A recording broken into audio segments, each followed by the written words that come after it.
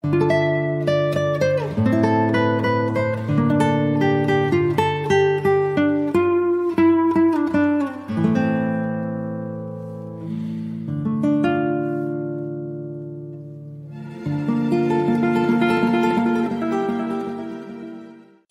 persahabatan dan selamat berjumpa kembali dengan cerita silat Indonesia, dalam lanjutan serial bersambung berjudul Si Tangan Halilintar, karya Asmaraman S. Kopingho. Bagian ke-15. Setelah membalapkan kudanya selama setengah malam dan pagi harinya, akhirnya Nyonya Bu terpaksa menghentikan larinya kuda yang sudah hampir ambruk karena kehabisan napas dan kelelahan itu. Ia berhenti di sebuah jalan yang sepi, yang terletak di antara dua buah bukit. Suasana di situ lengang dan sunyi sekali. Matahari mulai menyinarkan cahayanya yang hangat. Di depan sana tampak gerombolan pohon, menandakan bahwa itu adalah sebuah hutan. Nyonya Bu juga lelah sekali, namun hatinya merasa lega, karena ia sudah dapat meninggalkan kota Kengkoan. Ia tahu bahwa ia sudah berada jauh dari Kengkoan, namun tidak tahu ia berada di mana dan lebih tidak tahu lagi ia hendak pergi kemana. Ia sudah tidak mempunyai keluarga lagi. Puterinya, satu-satunya keluarga, tidak tahu pergi kemana. Mungkin keluarga Tio Ciangkun masih ada. Mungkin putera-puteranya masih ada. Akan tetapi selama ini ia merasa asing dari keluarga suaminya itu. Keluarga suaminya dan istri pertama suaminya adalah keluarga Manchu, dan ia sebagai seorang wanita Han agaknya dipandang rendah dan diasingkan. Kalau saja Tio Ciangkun tidak menyayangi dirinya dan puterinya, mungkin sudah lama mereka berdua diusir dari gedung Tio Yangkun. Nyonya Bu melepas kendali kuda, dan membiarkan kudanya minum dari air anak sungai kecil yang mengalir di dekatnya, dan lalu makan rumput yang tumbuh subur di situ. Ia sendiri, kelelahan dan duduk di atas batu di bawah sebatang pohon. Hatinya sedih dan bingung. Sebelum melarikan diri, ia mendengar bahwa suaminya dan mantunya saling bunuh, berkelahi dan mati sumpiuh, keduanya tewas. Puterinya menghilang, gedungnya terbakar dan ia kehilangan segala-galanya. Tetapi Nyonya Bu tidak menangis, melainkan termenung bingung. Air mata wanita itu sudah habis ditumpahkan dalam tangisnya selama bertahun-tahun, semenjak ia ditinggal mati Bu Kiat, suaminya yang pertama. Ia mengorbankan dirinya, membiarkan dirinya diperistri Tio Ciangkun yang ia ketahui adalah Pangeran Abagan. Hatinya sudah mengeras dan ia hanya dapat merasakan bahagia kalau melihat puterinya, Bu Kuisiang, hidup berbahagia. Akan tetapi sekarang mantunya tewas dan Kuisiang menghilang. Habislah sudah segalanya. Dan ia merasa kesepian bukan main, tak tahu apa yang harus ia lakukan dan kemana ia harus pergi. Karena semalaman menunggang kuda dan tubuhnya penat sekali, ia lalu duduk di bawah pohon yang melindunginya dari sengatan matahari pagi. Dihembus angin yang bersilir lembut dan sejuk, Nyonya Bu tidak dapat menahan rasa kantuknya lagi. Ia bersandar pada batang pohon dan sebentar saja ia sudah tertidur nyenyak. Entah berapa lama ia tertidur pulas, Nyonya Bu tidak tahu. Ia terbangun karena merasa rambutnya ada yang menarik-narik. Ketika ia terbangun dan membuka matanya, tidak ada siapa-siapa di situ. Karena masih mengantuk, ia pun memejamkan kedua matanya kembali. Baru saja matanya terpejam, ia merasa betapa kedua kakinya tersentuh sesuatu. Cepat ia membuka kedua matanya dan kini ia terbelalak. Sadar betul melihat kedua kakinya sudah telanjang, tidak bersepatu lagi. Kedua sepatunya telah hilang, entah kemana dan bagaimana. Selagi ia kebingungan menghadapi peristiwa aneh hilangnya sepasang sepatunya, tiba-tiba terdengar suara orang terkekeh yang datangnya dari atas. Cepat ia menengadah dan sepasang matanya terbelalak heran dan juga ngeri. Di sana, di atas pohon yang disandarinya tadi, tampak seorang nenek duduk nongkrong di atas sebatang cabang pohon, terkekeh-kekeh dan kedua kakinya yang ongkang-ongkang itu diayun-ayun, dan kedua kaki itu mengenakan sepasang sepatunya yang hilang. Tangan kanan nenek itu meraba-raba rambutnya dan Nyonya Bu melihat bahwa rambut yang sudah penuh uban itu terhias benda cemerlang yang bukan lain adalah hiasan rambutnya sendiri yang berbentuk seekor burung merak terbuat dari emas dan permata. Dengan heran ia meraba kepalanya dan benar saja, hiasan rambutnya sudah tidak ada. Teringatlah ia bahwa tadi terbangun karena merasa rambutnya ada yang meraba dan menarik-narik. Kiranya nenek itu yang mencuri hiasan rambut dan sepasang sepatunya. Tetapi, ia tidak berani menyatakan perasaan marahnya, bahkan merasa seram dan ngeri. Nenek itu memang menyeramkan, apalagi dilihat dari bawah, sedang duduk ongkang-ongkang di tempat tinggi seperti itu. Sukar ditaksir usianya karena muka itu tidak karuan.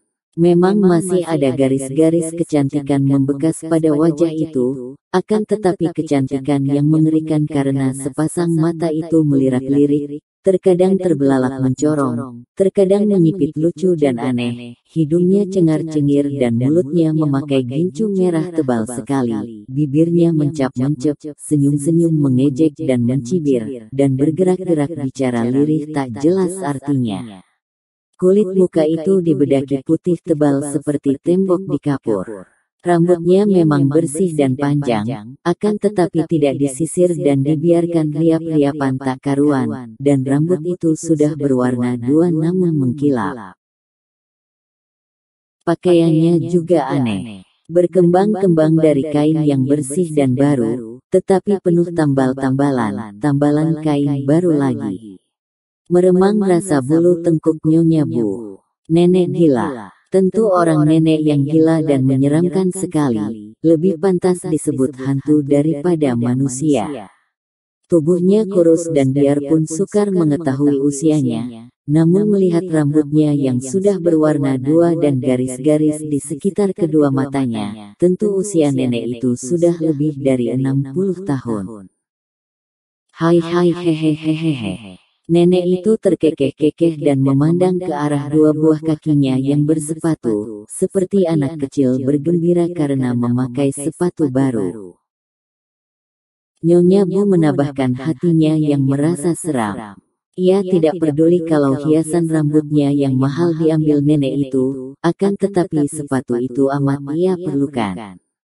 Tanpa sepatu, bagaimana ia dapat melakukan perjalanan? Kaki yang sudah puluhan tahun selalu memakai alas tentu akan terasa nyeri kalau dipakal berjalan telanjang saja. Hei, nenek yang baik, kembalikan sepasang sepatuku dan engkau boleh memiliki hiasan rambut itu. Kembalikan kepadaku. Akan tetapi nenek itu hanya tertawa hahaha tanpa memperdulikan Nyonya Bu sama sekali. Bahkan ia lalu mengambil beberapa helai daun pohon dan dimasukkan daun-daun itu ke mulutnya lalu dimakannya dengan enak. Nyonya Bu bergidik. Daun-daun pohon itu kasar dan sama sekali tidak biasa dimakan orang. Ini ada seekor kuda. Wah, kuda yang besar bagus, tentu mahal sekali harganya. Dan ini ada seorang wanita cantik sekali. Biar tidak muda lagi, namun cantik jelita bahkan. Hahaha, beruntung sekali kita pagi ini. Kuda itu boleh kita jual dan hasilnya dibagi antara kalian berempat, akan tetapi kuda betina cantik ini untuk aku sendiri, kalian tidak boleh mengganggunya. Tiba-tiba muncul 5 orang laki-laki. 4 orang di antara mereka menangkap dan memasangkan kendali kuda yang tadi dilepas Nyonya Bu, sedangkan yang seorang lagi menghampiri wanita itu. Nyonya Bu terkejut dan sekilas ia mendongak, akan tetapi nenek gila itu sudah tidak tampak di atas pohon lagi. Ia bangkit dan memperhatikan 5 orang itu dan merasa gelisah. Mereka itu jelas bukan orang baik-baik. Wajah mereka bengis, pakaian lusuh dan sikap mereka kasar sekali. Yang menghampirinya adalah seorang laki-laki gemuk pendek dengan kepala besar, usianya sekitar 40 tahun dan dia memegang sebatang golok besar. Matanya yang lebar itu memandang kepadanya seperti hendak menelannya bulat-bulat. Nyonya Bu merasa ngeri dan ia mencoba untuk menyelamatkan diri dengan gertakan. Jangan ganggu aku. Aku adalah istri Tio Chiang Kun Panglima di Kengkoan. Kalau kalian berani mengganggu, pasukan keamanan akan datang menangkap kalian. Mendengar ucapan itu, 5 orang kasar itu tertawa bergelak, dan si pendek gendut itu tertawa sampai perutnya bergelombang. Hahaha, Tio Chiang Kun dan pasukannya sudah hancur binasa oleh para pejuang semalam, dan engkau hendak menggertak kami manis. Mari, ikutlah dengan aku dan engkau akan hidup senang. Setelah berkata demikian, kepala gerombolan itu menubruk dengan kedua tangan terpentang di kanan kiri. Melihat ini, Nyonya Bu yang pernah belajar silat itu cepat mengelak ke kiri lalu kaki kanannya menendang ke arah perut yang gendut itu. Akan tetapi sejak menjadi istri Tio Dang Kun 18 tahun yang lalu ia tidak pernah berlatih, gerakannya menjadi kaku, lambat dan tidak bertenaga. Bret. Biarpun kakinya mengenai perut si gendut, namun ia merasa seperti menendang sebuah karung penuh gandum saja, dan elakannya juga kurang cepat, sehingga tangan kanan kepala gerombolan itu masih dapat mencengkeram pundak bajunya, sehingga bajunya terkoyak. Tampaklah kulit pundaknya yang putih mulus. Hahaha, kakimu kecil mungil dan lunak dan kulit tubuhmu. Wah. Putih mulus.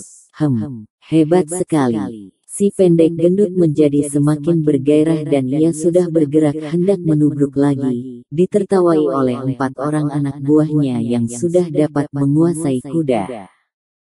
Akan tetapi pada saat itu terdengar suara mencuit dan tampak sinar hijau menyambar ke arah muka kepala gerombolan itu.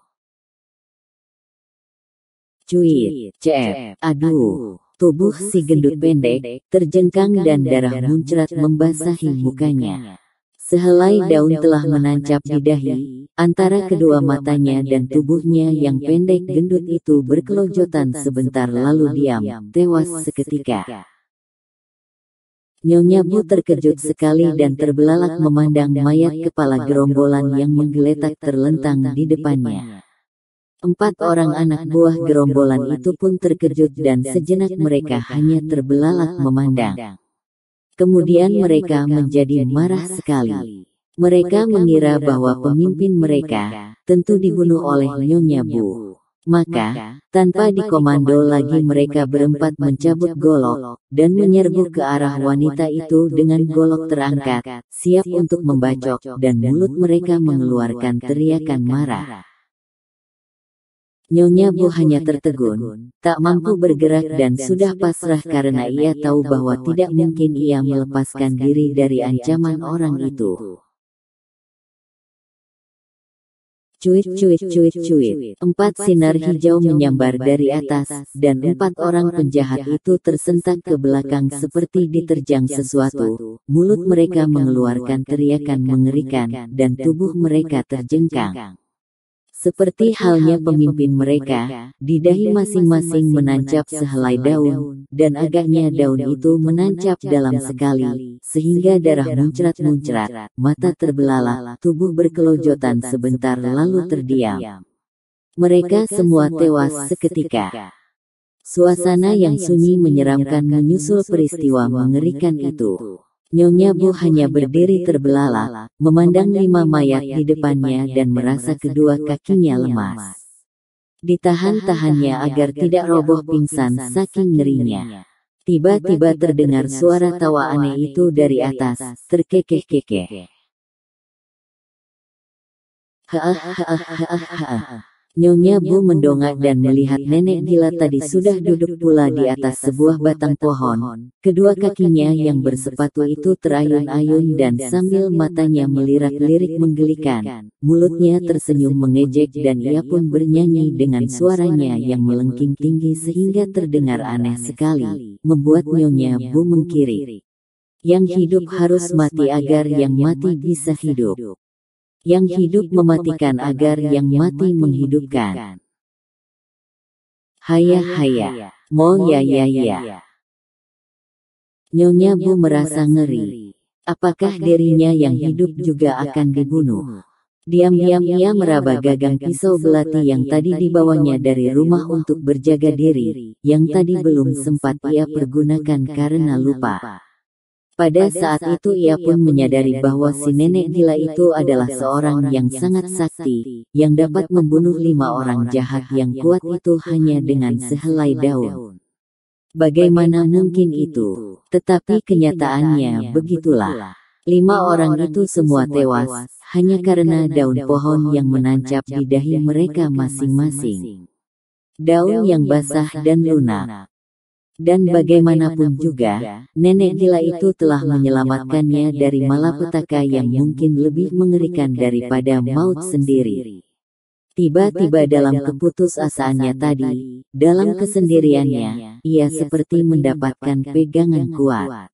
Mengapa tidak? Cepat Nyonya Bu menjatuhkan diri berlutut menghadap ke arah nenek yang duduk di atas pohon itu. Bibi yang sakti, bibi yang budiman. Hus, nenek itu memotong dengan marah. Memangnya aku ini bibimu? Kapan aku kawin dengan pamanmu? Hihihehehe. Kurang ajar kamu. Aku ini Kuibo, biang hantu, sebut aku Kuibo atau kamu ingin menemani 5 orang itu. Cuit, sinar hijau meluncur dan sehelai daun menancap di atas batu dekat Nyonya Bu. Wanita ini terbelalak pucat. Sehelai daun dapat menancap dalam sebuah batu yang keras. Mustahil, akan tetapi kenyataannya demikian. Kuibo, Nyonya Bu menyembah berulang-ulang. Ampunkan saya menghaturkan beribu terima kasih. Tidak cukup, sepatutnya berlaksa. Nenek itu terkekeh lagi. Dasar gila, pikir Nyonya Bu. Apa boleh buat, ia harus menaati perintah nenek gila itu. Baiklah, Kuibo. Saya menghaturkan berlaksa terima kasih atas pertolongan Kuibo menyelamatkan saya dari ancaman orang jahat ini. Siapa jahat? Mereka itu bukan jahat, melainkan gila. Ya, gila basah. Nenek itu kembali tertawa terkekeh-kekeh sehingga biarpun merasa ngeri, Nyonya Bu juga merasa lucu sekali. Kenapa kau tidak tertawa?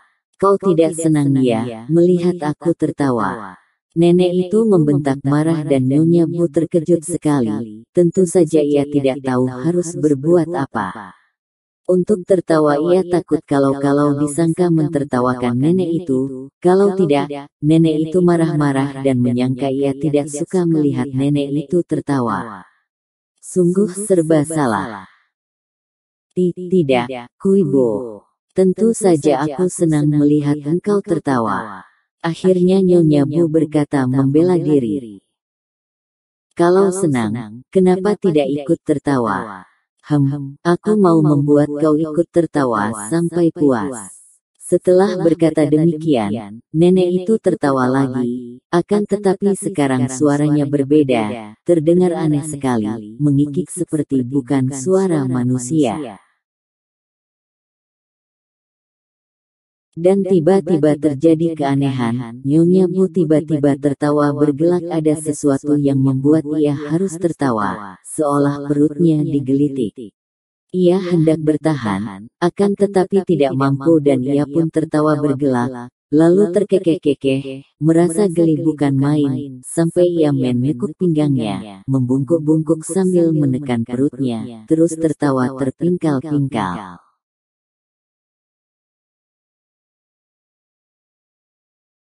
Hahaha, hehehe, hihihi, aduh, ampun, hahaha, hehehe, ampun, Kuibo, hihihi.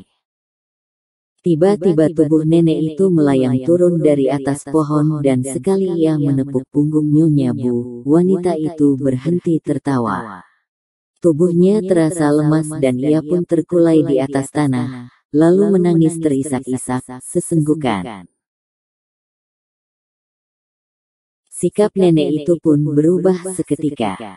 Ia berhenti terkekeh lalu meloncat-loncat seperti anak kecil bermain-main. Ia mengitari Nyonya Bu, kemudian melihat betapa wanita itu tetap saja menangis sedih. Nenek itu tiba-tiba mendekam di samping Nyonya Bu dan ikut pula menangis.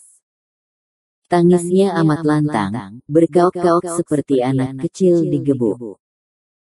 Mendengar tangis ini, Nyonya Bu yang sedang berduka karena teringat akan nasibnya yang buruk, menjadi terkejut dan heran. Ia berhenti menangis saking herannya dan mengangkat muka memandang ke arah nenek yang menangis berkaok-kaok itu. Ia terbelalak melihat nenek itu menangis sungguh-sungguh, bukan sekedar berteriak-teriak, melainkan juga air matanya bercucuran.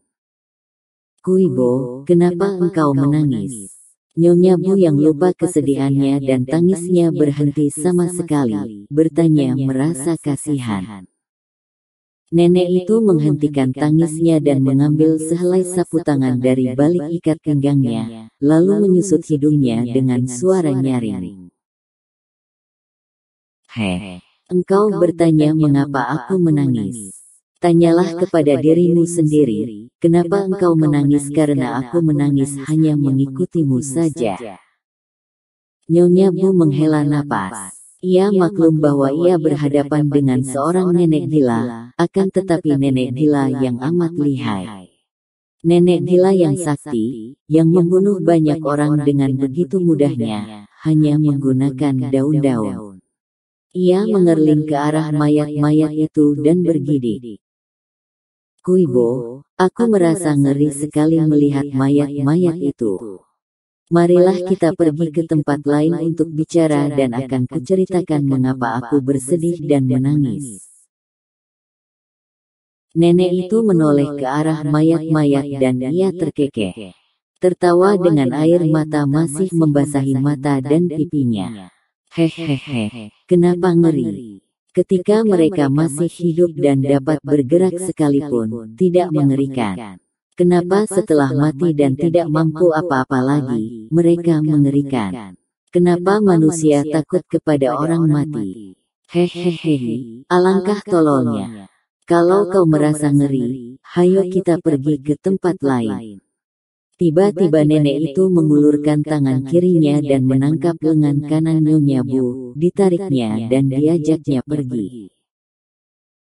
Nanti dulu, Kuibo, kudaku. Nyonya Bu menengok ke arah kudanya yang masih makan rumput. Hehe, kuda, untuk apa? Nenek itu berhenti dan bertanya heran. Untuk apa? Tentu saja untuk ditunggangi. Untuk apa lagi? Tanya Nyonya Bu, tidak kalah herannya walaupun ia sudah tahu bahwa nenek itu berotak miring. Bodoh, tolol banget kamu.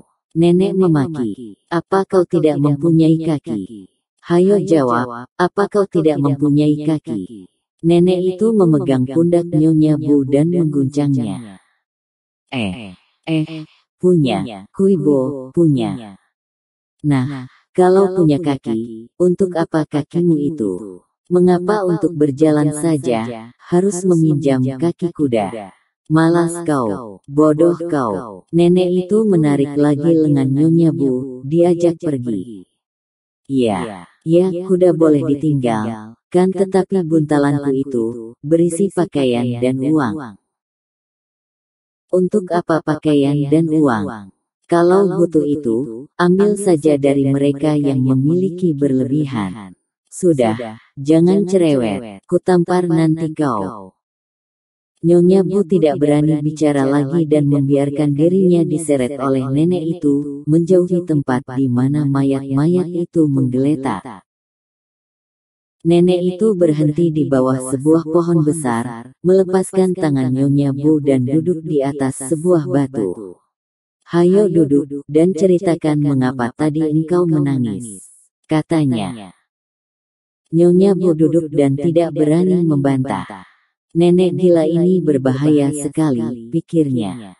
Kalau tidak dituruti permintaannya, mungkin saja ia dibunuh. Kalau hanya dibunuh masih mending, bagaimana kalau ia disiksanya? Ia bergidik ngeri, maka berceritalah ia dengan sejujurnya. "Aku bernama Nyonya Bu. 18 tahun yang lalu, suamiku tewas dalam perang dan aku menjadi tawanan lalu dipaksa menjadi istri Tio Chiang Kun dan tinggal di kota Kengkoan." "Mengapa suamimu tewas perang?" "Suamiku bernama Bukiat dan menjadi seorang perwira dalam pasukan Jenderal Gou Sam Kui menentang penyerbuan pasukan Manchu." Nenek itu melompat turun dari batu dan berjingkrak menari-nari. "Hehehe, bagus, bagus. Kalau begitu suamimu itu masih rekan seperjuanganku. Hehehe." Akan tetapi tiba-tiba ia berhenti tertawa dan menari, lalu bertanya kepada Nyonya Bu, nadanya penuh teguran. Siapa itu Tio Chiang Kun?" Dengan terus terang Nyonya Bu menjawab, "Tio Chiang Kun perwira Tio, adalah Tio Chigan, akan tetapi dia sebetulnya adalah Pangeran Abagan." Seorang pangeran Manchu." "Benar, Kuibo. Keparat, dan engkau lalu menjadi istrinya setelah suamimu tewas." Tiba-tiba tangan kiri nenek itu mencengkeram leher Nyonya Bu. Nyonya Bu yang sudah merasa putus asa hidup di dunia ini menjadi nekat. Ia terkekeh walaupun lehernya dicekik. "Mau bunuh aku? Lekas bunuh. Aku pun tidak suka lagi hidup di dunia ini. Bunuhlah, Kuibo."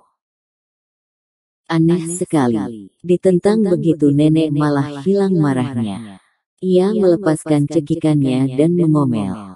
Tak tahu malu. Suaminya yang pejuang terbunuh malah menjadi istri orang Manchu. Wanita macam apa kau ini?" Teguran seperti itu lebih menyakitkan daripada kematian sekalipun. Wajah Nyonya Bu menjadi merah.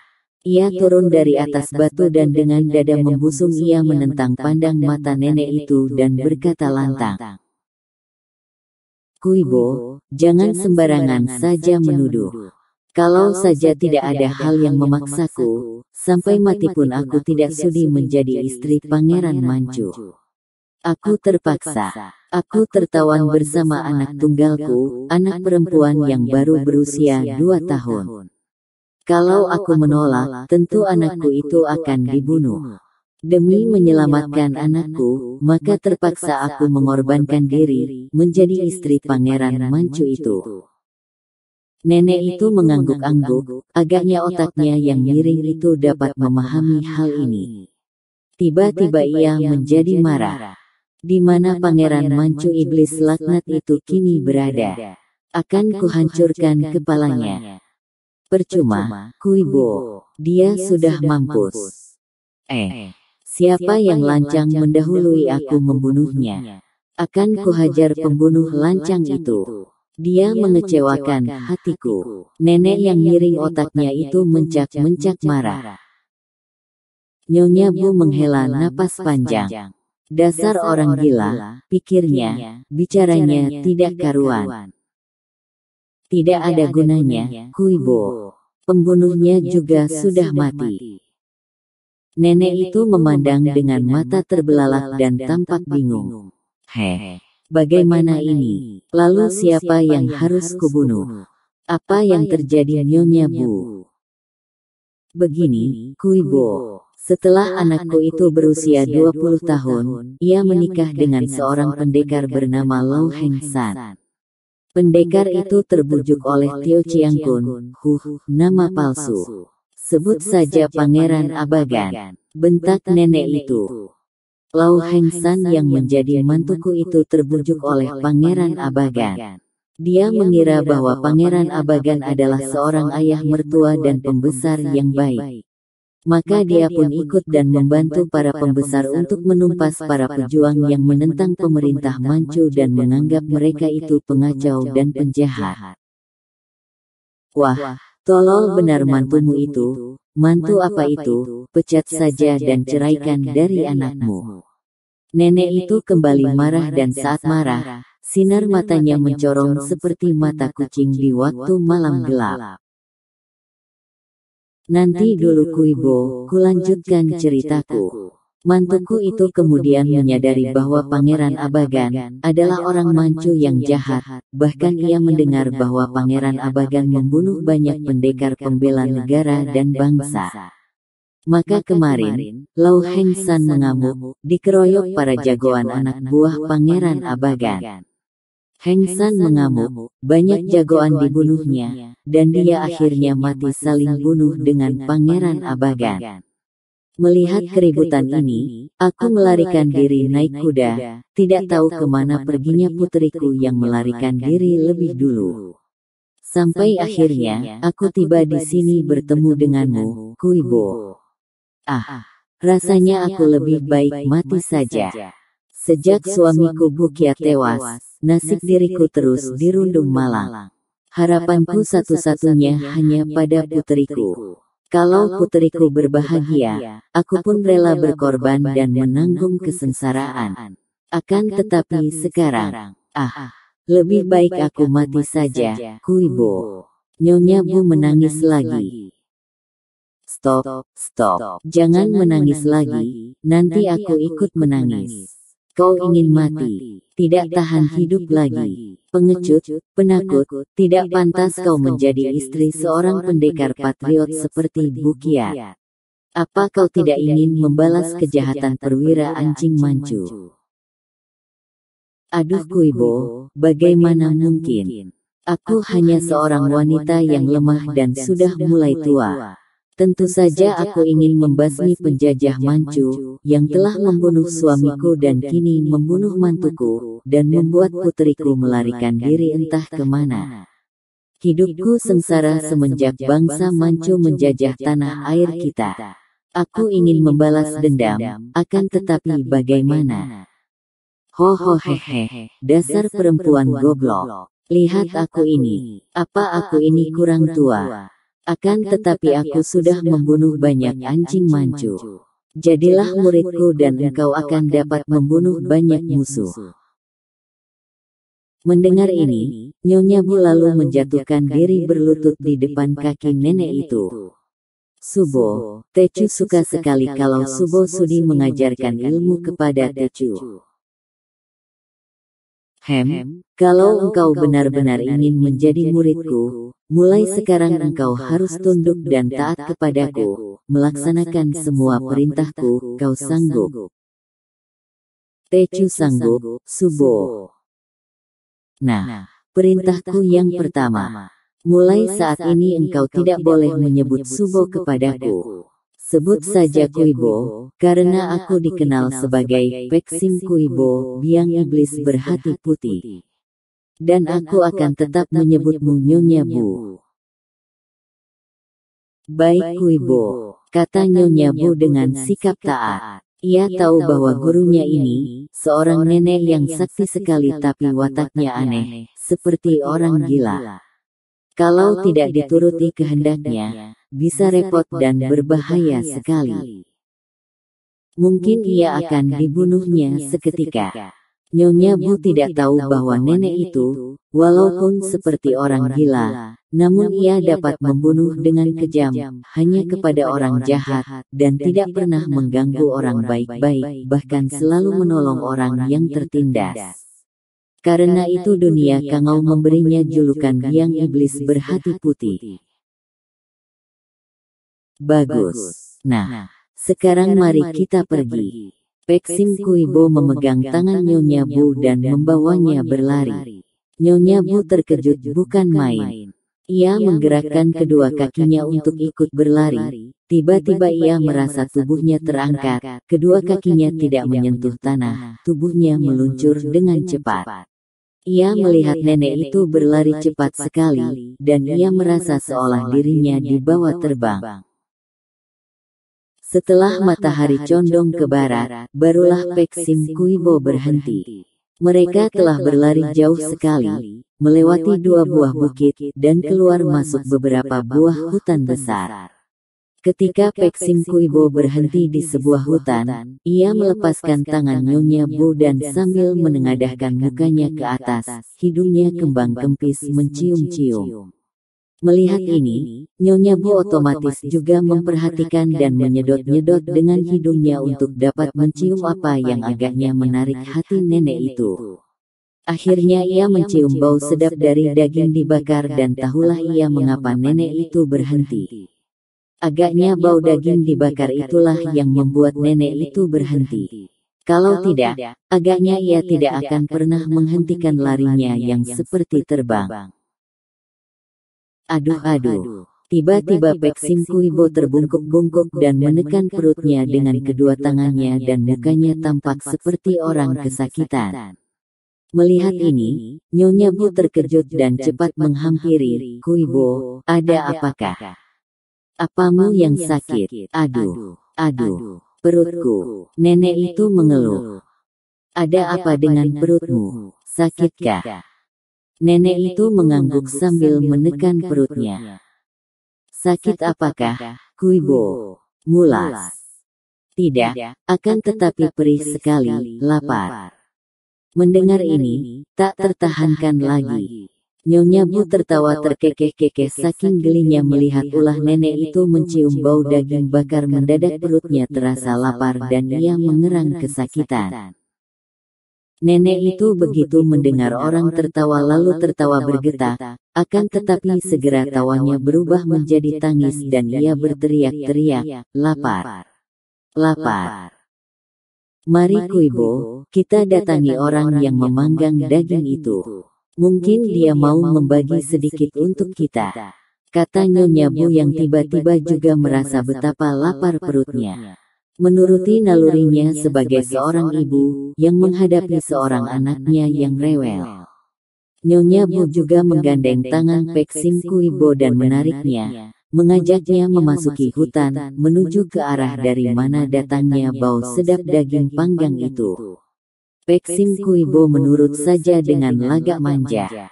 Seperti anak kecil merengek kepada ibunya.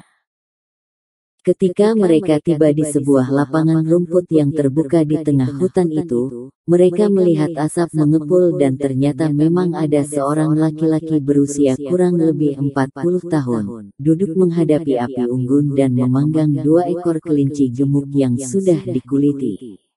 Agaknya laki-laki itu memberi bumbu kepada 2 ekor kelinci yang dipanggangnya, maka tercium bau yang sedap seperti bau bawang dimasak. Bahkan Nyonya Bu sendiri yang juga merasa lapar itu, terpaksa menjilat bibir dan menelan ludah melihat daging yang kemerahan, dan mengeluarkan bau sedap itu. Ketika mendengar langkah orang, laki-laki itu menoleh dan melihat dengan heran kepada 2 orang wanita itu. Tentu saja ia merasa heran, melihat 2 orang wanita tiba-tiba muncul dalam hutan lebat itu. Apalagi melihat Nyonya Bu yang dalam usia kurang lebih 40 tahun, masih tampak cantik jelita dengan bentuk tubuh yang menggairahkan. Melihat laki-laki itu menengok dan tampak wajahnya yang berkumis, berjenggot dan bercambang tebal, Nyonya Bu lalu melangkah maju dan merangkap kedua tangan depan dada sambil membungkuk sebagai penghormatan.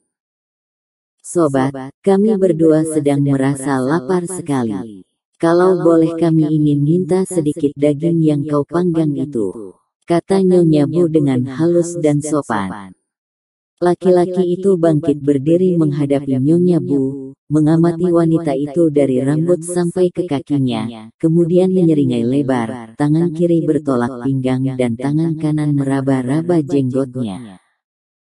Nona yang baik, apakah kalian hanya datang berdua saja? Nyonya Bu mengangguk, tidak peduli walaupun orang menyebutnya Nona. Tidak ada laki-laki yang mengantar kalian. Kembali Nyonya Bu menjawab dengan gelengan kepala saja.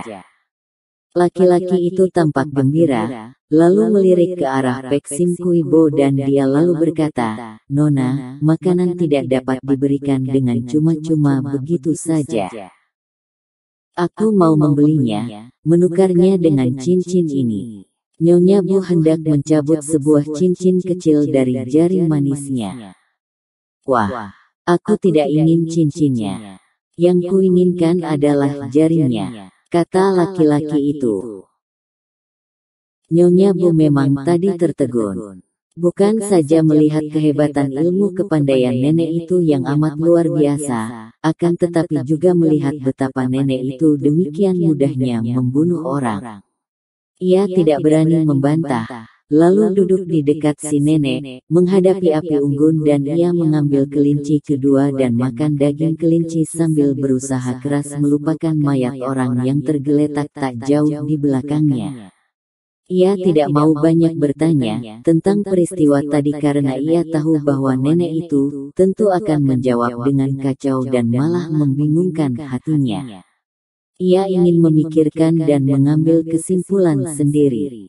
Laki-laki itu memang bukan orang baik-baik pikirnya. Jelas bahwa laki-laki itu hendak kurang ajar kepadanya, dan andai kata dilanjutkan, mungkin saja laki-laki yang kelihatan kasar itu akan mempergunakan kekerasan untuk memperkosa atau memaksanya menuruti semua kehendaknya yang mesum. Seperti yang dilakukan Pangeran Abagan. Betapa banyaknya laki-laki macam itu. Kalau melihat wanita yang menarik hatinya, selalu berusaha sekuatnya untuk memilikinya, untuk memuaskan nafsu-nafsunya, kalau perlu menggunakan cara apapun, cara kasar, keji dan jahat pun akan dilakukannya demi tercapai keinginan hatinya yang terdorong nafsu birahi. Akan tetapi, mengapa harus dibunuh? Tiba-tiba nenek itu terkekeh. "Hehehe, engkau menyayangkan bahwa anjing jantan itu kubunuh?" Ditanya secara tiba-tiba demikian, padahal ia memang sedang memikirkan tentang laki-laki itu, tentu saja ia terkejut sekali. "Ah, sama sekali aku tidak menyayangkan hal itu, Kui Bo. Hanya aku tidak mengerti mengapa dia harus dibunuh." "Oh, begitu ya. Jadi engkau suka melihat laki-laki itu hidup, memperkosamu dan membunuhku. Begitu maumu?" Nyonya Bu terkejut. Hal ini sama sekali tidak ia bayangkan. "Oh, tidak, tidak. Ah, kalau begitu memang engkau yang benar. Sebaiknya dia dibunuh 100 kali dibunuh." Nenek itu tidak berkata-kata lagi, hanya terkekeh-kekeh sambil menggerogoti daging kelinci yang gemuk dan meneteskan gajih yang berminyak. Setelah makan kenyang, Nyonya Bu mengajak Pek Sim Kui Bo mencari air untuk minum. Kemudian mereka melanjutkan perjalanan seperti tadi. Pek Sim Kui Bo menggandeng tangan Nyonya Bu dan membawanya lari seperti terbang cepatnya. Pek Sim Kui Bo membawa Nyonya Bu ke lereng dekat puncak Gunung Kui San dan di sanalah ia menggembleng Nyonya Bu yang mempelajari ilmu silat dengan amat tekunnya serta dapat mewarisi semua kesaktian Pek Sim Kui Bo.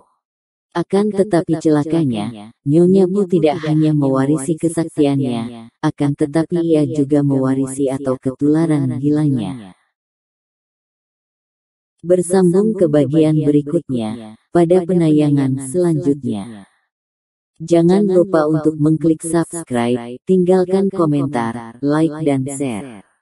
Agar tidak ketinggalan informasi terbaru dari kami. Sampai berjumpa kembali pada episode berikutnya.